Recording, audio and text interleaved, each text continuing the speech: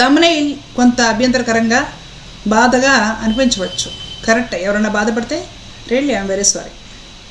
మరి ఒక తమ్నెయిల్ మనకు అభ్యంతరకరంగా అనిపిస్తూ ఉందే, మరి ఈ కంగనా రనౌత్ మాట్లాడే మాటలు, ఈవిడ అతి దారుణంగా మాట్లాడుతూ ఉంటుంది. విద్యార్థుల గురించి అంతే, రైతుల గురించి అంతే, ప్రజల గురించి అంతే, ఇంకా పెద్ద పెద్ద వయసున్న వాళ్ళ గురించి అంతే, ఇష్టం వచ్చినట్టు నోటికి ఒక హద్దు అదుపు లేకుండా మాట్లాడటం ఈవిడికి అలవాటు అయిపోయింది. ఈవిడ మీద ఎవరో చర్యలు కూడా తీసుకోరు. 2020లో రైతుల నిరసన జరుగుతూ ఉన్నప్పుడు ఆ నిరసనలో పాల్గొనడం కోసము పంజాబ్కు చెందిన సిక్కు వృద్ధురాలు 73 సంవత్సరాల మహీందర్ కౌర్ కూడా అక్కడికి పాదయాత్ర చేసుకుంటూ వచ్చింది ఆ నిరసన వ్యక్తం చేయడానికి. రైతులందరూ వచ్చారు. మీకు చాలామంది తెలిసిందే, మనకి హర్యానా పంజాబ్ ప్రాంతంలో అందరూ ఆర్మీలో చేరే వాళ్ళు ఎక్కువ, ఇంటికి ఒకళ్ళు ఉంటారు ఈజీగా, చాలా ఈజీగా. నేను కూడా ఆర్మీలో పెరిగిందండి, సో నాకు బాగా తెలుసు ఆ విషయం. మగవాళ్ళు ఎక్కువ ఆర్మీలో పనిచేస్తూ ఉంటే ఆడవాళ్ళు వ్యవసాయం పనులు అద్భుతంగా చేస్తారు. జాట్ మహిళలు, సిక్కు మహిళలు వ్యవసాయం పనులు అద్భుతంగా చేస్తారు. వాళ్ళు ట్రాక్టర్లు నడిపేస్తారు, పొలంలో గొర్రు దున్నేస్తారు ట్రాక్టర్లు మహిళలు. మొక్కజొన్న, ఆవాలు అవన్నీ కూడా గోధుమలు మొత్తం బ్రహ్మాండంగా పండించేస్తారు. జాట్ రెజిమెంట్, సిక్ రెజిమెంట్ ఆర్మీలో పనిచేస్తూ ఉంటాయి. జాట్ల మహిళలు, సిక్కుల మహిళలు హెక్టార్ల పొలం పండించేస్తారు. అంత ధైర్యవంతులు, సాహసవంతులు. అలాంటి సాహసవంతురాలని 73 సంవత్సరాల మహిళ మహీందర్ కౌర్ ధర్నాలో పాల్గొనడానికి వస్తే ఈ కంగనా రనౌత్ పోస్ట్ పెట్టింది. ఈ మహిళ 100 రూపాయలకు దొరుకుతుంది అంటే, మిగతా రైతులు ఒక 100 పడేస్తే రా అంటే ఆ 100కి వచ్చి యాక్ట్ చేస్తుంది అని అతి నీచంగా భారతీయులు సిగ్గుపడే విధంగా ఈ కంగనా రనౌత్ తప్పట్లో నోరు బారేసింది, ట్వీట్ పెట్టేసింది. దీని గురించి సదరు ఆ వృద్ధురాలు కోర్టులో పరువు నష్టం దావా వేస్తే ఆ తర్వాత ఇవిడ కోర్టుకి అటెండ్ అయ్యి 4 ఖర్చుకొని ఏదో పొరపాటు అయిపోయింది అనేసి చెప్పింది, అయిపోయింది. తర్వాత కాకుండా ఆ మహిళ ఫోటోని ట్యాగ్ చేస్తూ ఆవిడ ఒక ఇంతకుముందు వేరే నిరసనలో పాల్గొన్న ముస్లిం మహిళ ఈమె ఒకటే అనేసి ముస్లింలతోడు బోల్ చేసింది అనమాట. అంటే దేశద్రోహిగా చిత్రీకరించింది. 73 సంవత్సరాల దేశభక్తురాలైన సిక్కు కుటుంబంలో పుట్టిన వ్యవసాయం చేసే మహీందర్ కౌర్ అనే వృద్ధ మహిళని ఒక దేశ వ్యతిరేక శక్తిగా, ఒక ముస్లిం వనితగా చిత్రీకరించేసి 100 రూపాయలు పడేస్తే వస్తుందనేసి నోటి దూలపోతే మాట్లాడి తర్వాత కోర్టులో క్షాపణ చెప్పింది. ఈమె ఇండస్ట్రీలోకి వచ్చేసి ఈ ఆలియా భట్, రణబీర్ కపూర్ వీళ్ళని ఇష్టం వచ్చినట్టు తిట్టిపోస్తుంది అన్నమాట. వీళ్ళందరూ సినిమాలో బాగా వీళ్ళకి గాడ్ ఫాదర్స్ ఉంటారు. సినిమా ఇండస్ట్రీలో సినిమా వాళ్ళకి బాగా కోటీశ్వరులు పుట్టిన పిల్లలు, వీళ్ళకి యాక్షన్ ఏమొచ్చు, వాళ్ళ తండ్రుల పేర్లు, తాతల పేర్లు చెప్పుకొని ఇండస్ట్రీలో పనిచేస్తారు. వీళ్ళకి ఏమీ తెలియదు, నేను మాత్రం మహానటిని, నాలాగా ఎవరు యాక్ట్ చేయలేరు, నాతో గొప్ప వాళ్ళు ఎవరు లేరు అనేసి నోటి దురుస్తోటి ఆలియా భట్ని, రణబీర్ కపూర్ని, ఈ సినిమా వాళ్ళ పిల్లలు అనమాట, సినిమాల్లోకి వచ్చిన కొత్తలో ఇష్టం వచ్చినట్టు తిట్టుకోసింది. ఆలియా భట్ గంగూబాయి కాతియావాడి సినిమాలో అద్భుతంగా యాక్ట్ చేసి గొప్పగా అవార్డు తెచ్చుకుంది. రణబీర్ కపూర్ చాలా సినిమాల్లో గొప్ప నటుడిగా పేరు తెచ్చుకున్నాడు.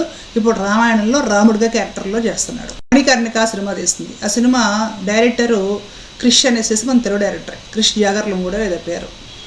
ఆయనతో కూడా విభేదాలు వచ్చేసేసి నువ్వు డైరెక్టర్ ఏంటి, నేను అసలు డైరెక్టర్ అనేసి తిట్టేసి ఆయన బయటకు పంపించేసింది. అంటే నోటి దురుసు చూడండి. అట్లాగా సినిమా వాళ్ళని, హృతిక్ రోషన్ని అందరినీ మొత్తాన్ని ఆడిపోసుకోవడం అయిపోయిన తర్వాత ఈ మహాతల్లి స్టూడెంట్స్ మీద పడింది. మన ధర్నాలు చేస్తున్న వాళ్ళని పట్టుకొని వీళ్ళు నీతి జాతి లేని వాళ్ళు, వీరు ఎవరికి పుట్టారో తెలియదు, వీళ్ళు మురి గుంటల్లో అలాంటి వాళ్ళు ఇలాంటి వాళ్ళు అనేసి ఇష్టం వచ్చినట్టుగా స్టూడెంట్స్ని తిట్టుకోసింది. ఆ తర్వాత మన ఆర్ఎస్ఎస్ పెద్ద ఆయన మోహన్ భాగవత్ గారు స్టూడెంట్స్ సపోర్ట్గా వాళ్ళ ఆవేదన నిజమే, వాళ్ళు ఫ్యూచర్ కాబోయే వాళ్ళు భారతదేశాన్ని రేపొద్దున అభివృద్ధి చేయాల్సింది, పాలించాల్సింది వాళ్ళ చేతుల్లోనే భవిష్య భారత్ ఉంది కాబట్టి వాళ్ళ అభిప్రాయాలు, వాళ్ళ సమస్యలు ఖచ్చితంగా మనం పరిగణలోకి తీసుకోవాలని చెప్పిన తర్వాత ఎవరో చివాట్లు వేసినట్టున్నారో ఈవిడ వెంటనే ప్లేట్ మార్చేసి ఆ స్టూడెంట్స్ అంటే నాకు ఎంతో ఇష్టము, వాళ్ళని నేను చాలా గౌరవిస్తాను, స్టూడెంట్స్ లేకపోతే భారతదేశం భవిష్యత్తు లేదు అనేసి చెప్పినట్టే చెప్పి ఆ తర్వాత అంతటితో ఆగకుండా నేను మాట్లాడింది కొన్ని బొద్దింకల గురించి, బొద్దింకలు మురికి కాలువలో పుడతాయి, ఇట్లా పిచ్చి పిచ్చి వ్యాఖ్యలు చేసింది. ఇది ఈనాడులో కూడా వచ్చింది. తాము బొద్దింకలు అని అభివర్ణించుకునే వారి గురించి మాత్రమే నేను మాట్లాడాను, బొద్దింకలు మురికి కాలువల నుంచే వస్తాయి కదా, అలాంటప్పుడు నేను అన్న మాటల్లో తప్పేముంది, నా పాయింట్ చాలా స్పష్టంగా ఉంది. కొందరు తాము బొద్దింకులు అని చెబుతుంటే మురికి కాలవే వాళ్ళకి ఇల్లు అని మనం అంటే వారు ఎందుకు కోప్పడాలి, నేను యువత మొత్తాన్ని ఉద్దేశించి అనలేదు, వీళ్ళని అనేసి మరలా ఏదో మాట్లాడుకొచ్చింది. ఇప్పుడు ఇవాడు తెలుసుకోవాల్సిన విషయం ఏంటంటే బొద్దింకలు మురికి కాలువలో పుట్టవండి. మన ఇల్లు మనం శుభ్రంగా ఉంచుకోకపోతే మన ఇంట్లో ఉండే మురికి, జిడ్డు వీటిలో నుండి బొద్దింకలు వస్తాయి. మురికి కాలువల్లో పుట్టవు బొద్దింకలు, ఇంట్లో పుడతాయి. చూడండి, మురికి కాలువలో బొద్దింకలు కనపడవు, బొద్దింకలు మీకు ఇంట్లో మురికి ఉన్న చోట కనపడతాయి. అంటే ఇప్పుడు ఏం చేయాలి, కంగనా రనౌత్ ఇల్లు శుభ్రం చేస్తే బొద్దింకలు తయారు అవ్వకుండా ఉంటాయి. అంటే దేశాన్ని శుభ్రం చేయాలి. దేశంలో ఈ అవినీతి, ఈ నీట్ పేపర్ లీకేజీ, చదువు మొత్తం కార్పొరేట్ చేసి పడేశారు. ఇప్పుడు ఎవ్వరు కూడా కాస్త మిడిల్ క్లాస్ వాళ్ళు కూడా పిల్లల్ని ప్రైవేట్ స్కూల్లో వేయడం తప్ప గవర్నమెంట్ స్కూల్లో వేయలేరు అనమాట. మొత్తము చదువు కొనుక్కోవాలి, డబ్బిచ్చి చదువు కొనుక్కోవాలి. ఆ పిల్లల చదువు కోసం వీళ్ళు ఎంతైనా అహోరాత్రాలు కష్టపడుతున్నారు అనమాట. ఎంత అయ్యి వాళ్ళు చదువుకున్నాక పేపర్లు లీక్ అయిపోతాయి, పిల్లలు ఆత్మహత్యలు చేసుకుంటారు, తల్లిదండ్రులు ఏడుస్తారు, ప్రభుత్వం పట్టించుకోదు. బొద్దింకలు మురిక్కలలో పుట్టవు. కంగనా రనౌత్కు తెలియడం లేదు, ఇల్లు మరి ఇవిడు పట్టించుకోదేమో, ఇంట్లో పుడతాయి. ఆ ఇల్లు మనం శుభ్రం చేసుకుంటే బొద్దింకలు పుట్టకుండా ఉంటాయి. మురికిగా మరి ఇల్లు ఉంటేనే కదండి బొద్దింకలు పుట్టుకొస్తుంది. మురిగ్గా లేకుండా చేసేసుకుందాం బొద్దింకలు రావు. ఆ మాత్రం లాజిక్ కూడా ఇవిడకు తెలియదు, ఇష్టం వచ్చినట్టు మాట్లాడేస్తుంది. ఇది కూడా అయిపోయింది అనమాట. అయిపోయిన తర్వాత నసీరుద్దీన్ షా అనేసి దగ్గర 78 సంవత్సరాల సీనియర్ మోస్ట్ బాలీవుడ్ నటుడు, ప్లస్ అతను ఒక పర్యావరణవేత్త కూడా. ఎన్నో బాలీవుడ్ సినిమాల్లో యాక్ట్ చేసాడనమాట. ఎన్నో దేశభక్తికి సంబంధించి, ఎన్నో మత సామరస్యానికి సంబంధించి కూడా కొన్ని సీన్స్లో ఆయన కనపడతాడనమాట. మంచి ప్రసిద్ధ నటుడు, పర్యావరణవేత్త కూడా.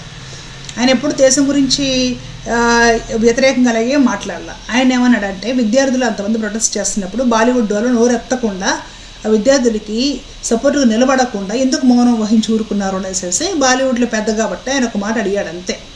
ఈవిడ కంగనా రనౌత్తో ఆ నసీరుద్దీన్ షా గారిని పట్టుకొని నక్క, గుట్ట నక్క అనేసి తిట్లు మొదలెట్టేసి, ఈమెకు పెద్దంతరం చిన్నంతరం ఏమి లేదు, ఎవరినైనా సరే తిట్టేస్తుంది ఈవిడ. నా అంత మహానటి లేదు, నా అంత అందగత్త లేదు, నా అంత యాక్టర్ లేదు, నా లాంటి రాజకీయ నాయకులు లేదు, నా అంత గొప్ప వాళ్ళు లేరు, నా అంత తెలివైన వాళ్ళు లేరు, మిగతా అందరూ నా ముందు దిగదుడిపే అని అసలు కంగనా రనౌత్తో.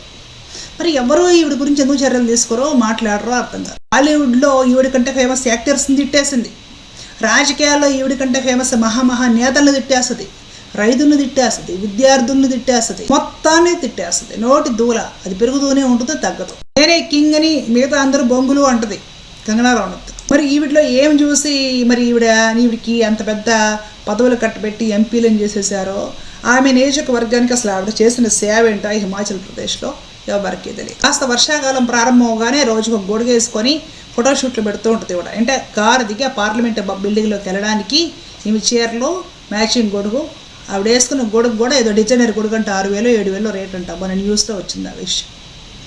ఒక కారు దిగి పార్లమెంట్ బిల్డింగ్లోకి పోవడానికి 2 చుక్కలు వర్షం పడుతుంటే డిజైనర్ గొడుగు వేసుకొని ఫోటోలకు షూట్లు ఇచ్చావే. ఆ మహేందర్ కౌర్ అనే రైతు, 78 సంవత్సరాల వృద్ధ మహిళ, పంజాబ్ నుండి రైతుల నిరసన కోసము ఢిల్లీ వస్తే ఎండలో నిరసన చేస్తుంటే ఆ మహిళ 100 రూపాయలకు వచ్చేస్తానేసి చిత్రీకరించింది నీచంగా. భారతదేశంలో మహిళలందరూ అవమానించినట్లే ఈవిడ. వీళ్ళందరూ మన రాజకీయ నాయకులు మన దేశాన్ని కాపాడుతున్నారు, మనము నమ్మేస్తాం, అంతే గుడ్డుగా నమ్మేస్తాం. అటు మనుషులకి కనీసం ఒక వాల్యూ ఇస్తున్నారా, ఒక రెస్పెక్ట్ ఉందా? రైతులకు లేదు, వృద్ధులకు లేదు, పిల్లలకి లేదు, విద్యార్థులకు లేదు, ఎవరికి లేదు రెస్పెక్ట్. సాటి యాక్టర్స్, సాటి బాలీవుడ్ నటులకు కూడా రెస్పెక్ట్ లేదు. వాళ్ళ పేరు కూడా గొంతు చించుకొని పడిపోతూ ఉంటుంది. అంటే ఈ రోజులు ఎంత గొంతేసుకొని ఇష్టం వచ్చినట్టు అరచేస్తే వాళ్ళంత పెద్ద హీరోలు, అంత పెద్ద రాజకీయవేత్తలు, అంత పెద్ద పెద్ద మనుషులు అయిపోతున్నారు కలియుగ ప్రభావం. మీరేమంటారు? ఈ ప్రవర్తన సరైనదేనా? అంటే రాజకీయ నాయకులు ఇలాంటి ప్రవర్తన ఉండొచ్చా? మీ కామెంట్స్, అభిప్రాయాలు కామెంట్ సెక్షన్లో తెలియజేయండి. జై హింద్.